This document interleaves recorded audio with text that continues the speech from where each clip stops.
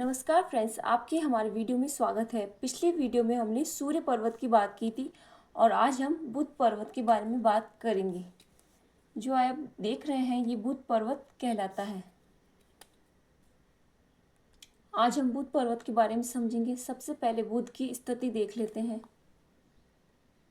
हमारे जो हाथ होते हैं, ये छोटी उंगली है कनिष्ठा, ये जब मोड़ लेते हैं तो इसको बुध स्थान कहा जाता है। ज्योतिष शास्त्र के अनुसार बुध यहाँ पर पाया जाता है। बुध बुद्धि का प्रतीक है, बुध शिक्षा का प्रतीक है, बुध वैज्ञानिक का प्रतीक है। तो इसी के बारे में हम जानकारी देखेंगे। तो बुध की 3 स्थितियाँ होती है, एक सम स्थिति, अति विकसित स्थिति और निम्न स्थिति। अब हम इनकी स्थिति को समझ लेते हैं। बुध प्रभावित करता है बुद्धि को, बुध प्रभावित करता है विनोद को। तीसरा, बुध प्रभावित करता है वाणी को। और चौथा करता है तर्क बुद्धि को, जो हमारी तार्किक बुद्धि होती है बहस करने की, उसको प्रभावित करता है बुध। विज्ञान में रुचि को बुध प्रभावित करता है। व्यापार बुध के संबंधित होता है। गणित, हिसाब किताब, ये भी बुध के संबंधित में आता है। आविष्कार करने में रुचि, ये भी बुध से प्रभावित होती है। संगीत के लिए रुचि और संगीत के लिए अच्छा कर्ण और वकालत, ये भी बुध का गुण है, बहस। और भाषण शक्ति, ये भी बुध में आती होती है। अच्छे भाषण शैली का गुण भी बुध देता है। यदि बुध अच्छी स्थिति में हो, सम स्थिति में हो, उभरा हुआ दिखाई देगा। यदि हथेली में बुध बृहस्पति पर्वत की तरह उभरा हुआ दिखाई दे, सुंदर, स्पष्ट, बिना किसी दाग धब्बे के, बिना किसी टूटन फूटन के दिखाई दे, तो ऐसे लोगों की बुद्धि तेज होगी, खुशहाल होगा। बुद्धि अच्छी होगी तो पढ़ने लिखने में भी बहुत अच्छा होगा। पढ़ाई में रुचि विशेष से अच्छी होती है। विनोदी, हाथ से है परिहास करता रहेगा, अपनी बात को हमेशा आगे रखेगा। वाणी प्रभावशाली होगी और मोहमक रहेगी। तर्क बुद्धि रहेगा, हार्दिक जवाब होगा।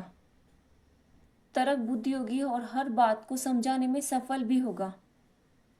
विज्ञान में विशेष रुचि रहेगी। अधिकतर आपने विज्ञान देखे हैं, वैज्ञानिक देखे हैं, उनके हाथों में बहुत अच्छी स्थिति रही है बुध पर्वत की, तो वो विज्ञान क्षेत्र में जाते हैं। कभी कभी बुध में 3 रेखाएं दिखाई देती है, तो ये विज्ञान को समझने के लिए बहुत अच्छी मानी जाती है। इसको हम आगे कभी पढ़ेंगे, जब बुध के बारे में हम बात करेंगे तब। विज्ञान, व्यापार, बुध का अच्छा होना काफ़ी अच्छा होता है वैज्ञानिक बनने के लिए। अगर उनका बुध अच्छा नहीं तो ऐसा ऐसा इंसान वैज्ञानिक नहीं होता है। बुध अच्छा होने के लिए व्यापार, बुध का अच्छा होना अति आवश्यक है व्यापार होने के लिए। यदि बुध अच्छा नहीं तो ऐसा व्यक्ति अच्छा व्यापारी नहीं हो सकता है, दुकानदारी ठीक से नहीं चला सकता। गणित, जो गणित की व्यक्ति में समझ रहती है वो बुध और मंगल का मिश्रण है। वहाँ मंगल को भी गणित कहते हैं। मंगल का अच्छा होना जरूरी है गणित के लिए। लेकिन जो हिसाब किताब वाला गणित है, बैंकिंग वाला गणित है, इसके लिए बुध विशेषकर अच्छा माना जाता है। अगर बुध अच्छा हो तो व्यक्ति हिसाब किताब में प्रवीण होगा। ऐसी शिक्षा की बात करें तो उसमें वो अच्छा होता है, गणित में समझ अच्छी होती है। आविष्कार होगा, वैज्ञानिक बुद्धि के कारण आविष्कार करने की क्षमता भी उसकी अच्छी होती है। यदि ऐसा व्यक्ति संगीत में रुचि रखता है तो ऐसा व्यक्ति संगीतकार भी हो सकता है। अधिकतर जो सिंगर है उनके हाथ में बुध अच्छी स्थिति में दिखाई देता है। अधिकतर जो सिंगर है उनके हाथ में बुध अधिकतर अच्छा दिखाई देता है। वकालत, यदि बुध अच्छा है तो वो अच्छी वकालत करेगा और काफ़ी प्रसिद्ध होगा। भाषण शक्ति बहुत अच्छी होती है जिनका बुध अच्छा होता है। साहित्य भी होता है। साहित्य, ये लेखन के लिए भी बुध अच्छा होना आवश्यक है। बुध जो है वो लेखन कला को बेहतर करता है और साथ साथ साहित्य में रुचि बढ़ा देता है। इसलिए आप देखेंगे जो वैज्ञानिक बुद्धि वाले लोग भी साहित्य में रुचि लेते हैं, वो लोग जो आविष्कारक होते हैं। तो ये तब है जब बुध अच्छी स्थिति में है, यानी सम स्थिति। यदि बुध अति विकसित स्थिति में हो जाएगा, गुण अवगुण में बदल जाएंगे। अगर बुध अति विकसित स्थिति में हो जाए तो गुण अवगुण में बदल जाएंगे। ऐसी स्थिति में ऐसा व्यक्ति चालबाज होगा, धोखेबाज होगा। जितनी अति विकसित स्थिति हो जाती है बुध की, धूर्त हो जाएगा, अपने लाभ के लिए, अपने व्यापार के लिए किसी को भी हानि कर सकता है। जिनका बुध अति विकसित स्थिति में हो जाए, यानी यहाँ से उभरा हुआ हो जाए, तो निश्चित रूप से बुध का अति विकसित होना अच्छे माना नहीं जाता। ऐसा व्यक्ति अधिक बोलने वाला होता है। बुध अधिक बली है तो व्यक्ति बहुत अधिक ज्यादा बोलेगा, तथ्य होंगे लेकिन अनावश्यक रूप से बोलता रहेगा। तर्क बुद्धि बढ़ जाएगी, लेकिन जहाँ तर्क नहीं करना है वहाँ भी तर्क करने लगेगा। वैज्ञानिकता एक सीमित स्तर पर होने पर ही वैज्ञानिकता दिखाई देती है। इसमें जो वैज्ञानिक का गुण है केवल दिखावे के लिए रह जाएगा। ऐसा व्यक्ति आविष्कारक नहीं हो सकता। वैज्ञानिक की बुद्धि सिर्फ बुद्धि के लिए नहीं रहती। वैज्ञानिक की रुचि सिर्फ स्थिर बुद्धि में नहीं रहती, स्थिरता नहीं रहती। हिसाब किताब में व्यक्ति अच्छा होगा, लेकिन निजी हित के लिए वो अच्छी तरह हिसाब करेगा। आविष्कारक नहीं हो सकता, क्योंकि आविष्कारक होने के लिए मन की स्थिति सही होना जरूरी है।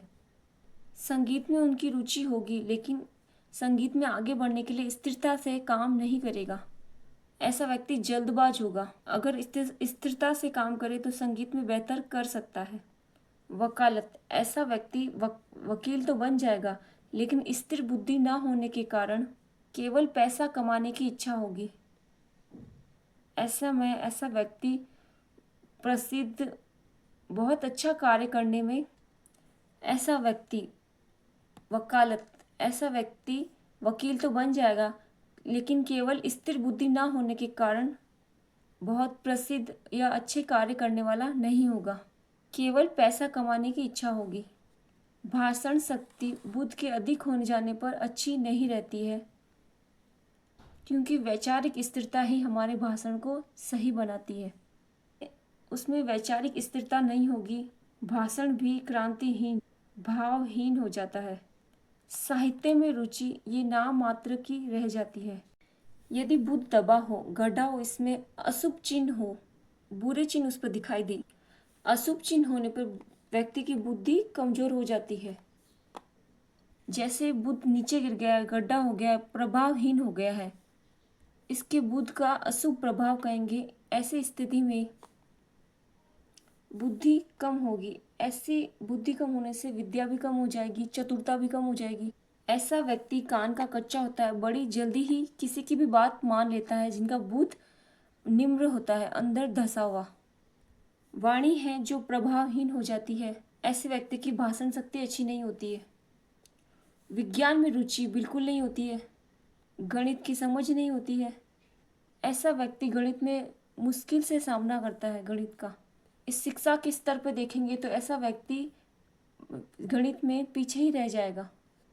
व्यापार में व्यक्ति बिल्कुल अच्छा नहीं होता और कभी ठीक से व्यापार नहीं कर पाता, व्यापार में असफल होता है। ऐसा व्यक्ति नौकरी करना अधिक बेहतर होता है बजाय कि व्यापार करने के, यदि वह बुध दबा हुआ।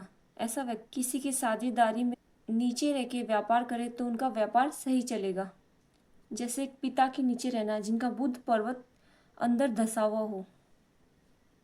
आविष्कारक संभव ही नहीं। आविष्कारक के लिए जो बुद्ध की प्रवीणता होती है, जो बुद्धि में स्थिरता होनी चाहिए, जो बौद्धिक स्तर होना चाहिए, वो सब गायब हो जाते हैं। संगीत में ऐसे व्यक्ति को कोई रुचि नहीं होती और ऐसे व्यक्ति को संगीत में कोई रुचि भी नहीं होती, सुरों की समझ बिल्कुल नहीं रहती। वकालत ऐसा व्यक्ति नहीं कर पाता है, जैसे पेचीदे काम वो नहीं कर पाता है। वकालत ऐसे व्यक्ति को समझ नहीं आती। भाषण शक्ति भी ऐसे व्यक्ति की कमज़ोर हो जाती है और साहित्य लेखन की बिल्कुल समझ नहीं होती, जिनका बुध यहाँ से धसा हुआ होता है। ये बात हमने की जो बुध स्तर 3 स्तर पर हो। बुध पर्वत को देखने के साथ साथ हम बुध पर्वत की उंगली पर भी ध्यान देना होगा। जैसा कि मैंने बताया था, कनिष्ठा की उंगली उसकी सामान्य स्थिति दूसरे पर्वत की पहली उंगली के नीचे होनी चाहिए। यहाँ होना उंगली की सामान्य स्थिति है बुध की उंगली की, कनिष्ठा की। यदि बुध की उंगली छोटी हो गई है, यहाँ तक जाती है, तो व्यक्ति व्यापार की बुद्धिता कम, व्यापार की समझ थोड़ी कम हो। निश्चित रूप से बुध क्षेत्र थोड़ा छोटा हो गया है, व्यापारिक क्षमता में कमी आती है, भ्रष्ट नहीं होती लेकिन काफ़ी कमी आ जाती है। ऐसे व्यक्ति को बुद्धि नहीं होती। हालांकि बुध विकसित हो और अन्य लक्षण शुभ हो, ये तो नहीं कहा जा सकता कि इनकी बुद्धि कम है, लेकिन व्यापार की दृष्टि से इसे कमजोर जरूर मानेंगे। और नारद संहिता में नारद जी का जो कहना है, इस उंगली से आयु में भी कमी आती है। यदि ये उंगली थोड़ी बड़ी हो जाती और ये पहले पर्वत से थोड़ी आगे निकल जाती, कनिष्ठा उंगली काफ़ी लंबी उंगली हो, तो ऐसा व्यक्ति बहुत प्रभावशाली होता है और बहुत सफल व्यापारी बनता है। ऐसे व्यक्ति की आयु लंबी होती है, इसमें बुद्धिमत्ता की कमाल की होती है। ये वैज्ञानिक होंगे तो बड़े आविष्कार कर सकते हैं, जिनकी कनिष्ठा उंगली पहले पर्व तक पहुंच जाए। यदि ये व्यापारी है तो सफल व्यापारी बनेंगे, बहुत धन कमाएगा। यदि ऐसा व्यक्ति विज्ञान में रुचि रखता है तो बड़ा वैज्ञानिक होगा। यदि ऐसा व्यक्ति राजनीति में है तो बड़ी भाषण शक्ति उनकी बड़ी कमाल की होगी, जिनकी कनिष्ठा उंगली लंबी हो। वो काफ़ी खुशागल बुद्धि होने से कारण काफ़ी अच्छा पद प्राप्त कर लेगा। अगर ऐसा व्यक्ति गणितज्ञ है तो ऐसा व्यक्ति बड़े बड़े गणित की खोज कर सकता है, जिनकी कनिष्ठा उंगली लंबी हो। गणित के संबंधित नई जानकारी भी दे सकता है ऐसा व्यक्ति।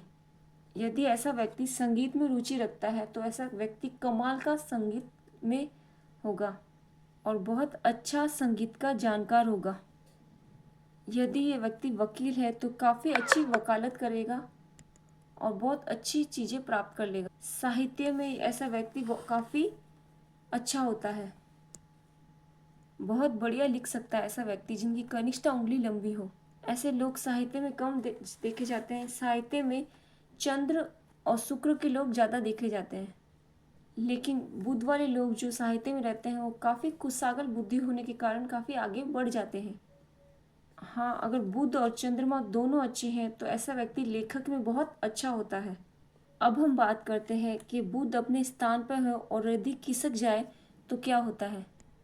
यदि बुध अपने स्थान पे ही बने या बीचों बीच, तो ये वहाँ का बुध का होना अच्छा माना जाता है, अच्छा फल देता है, बुध के गुणों में अच्छा फल देता है। ये बुध की सामान्य स्थिति होती है। यदि बुध की स्थिति सूर्य पर्वत की ओर चला जाए, ये जो हमारा यहाँ वाला जो उभरा हुआ है, ये सूर्य पर्वत की ओर चला जाए, तो ऐसी स्थिति में व्यक्ति, यदि बुध सूर्य के इस तरफ झुक गया है तो ये व्यक्ति, पहले आपको ये देखना है कि बुध की स्थिति कैसी, सम है, अति विकसित है, निम्र है। यदि बुध अच्छी स्थिति में है, उच्च है, शुभ स्थिति में है और सभी लक्षण शुभ है, बुध सूर्य की ओर झुक गया है, ऐसा व्यक्ति अपार सफलता प्राप्त करेगा। बुध जो है बुद्धि है और सूर्य जो है सफलता। जब बुद्धि सफलता की ओर झुक जाए तो सफलता पाने की स्थिति और ज़्यादा बढ़ जाती है। साथ ही साथ सूर्य प्रसिद्धि है।